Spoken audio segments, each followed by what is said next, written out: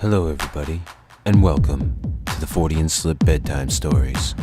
Tonight, Bigfoot urinates on campers in Roanoke, Virginia.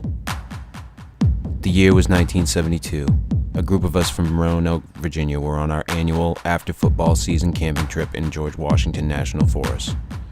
We did this every fall as a treat after a tough season of high school football. We were in the North Creek campground about 10 to 15 miles north and east of Buchanan, Virginia, an area called Arcadia between the Blue Ridge Parkway, the Appalachian Trail, and Interstate 81. We had the luck of getting what we called the Sportsman's Shelter, one of only two in the area provided on a first-come, first-served basis. There were 7 of us, and it was a Saturday night. The shelter was a 3-sided shelter with a wooden floor and raised approximately 3 feet off the ground. In the front of the open side is the area for a campfire. At about midnight, we had gone to bed around 11:30 or so.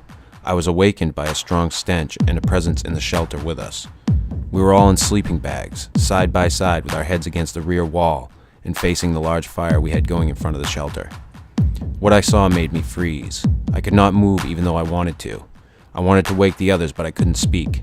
The animal was standing on its hind legs, and because the fire was directly behind it, it was a silhouette of a tall, 7-foot, hairy ape-like figure.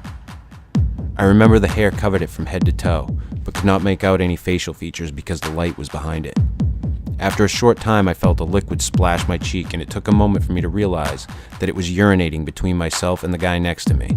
The smell was very strong, pungent. When finished, it stepped off the shelter floor and disappeared. It literally took me about 30 seconds to a minute to come out of what I can only describe as a paralysis. My friend Tim woke up about the same time yelling that someone had urinated on him. He had thought it was one of the other guys pulling a prank. By now, everyone was awake, and it was obvious no one else had done this.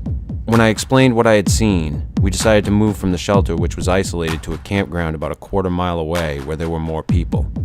We were all pretty big guys, all football players, and pretty tough, but whatever happened that night scared us enough to break camp and move.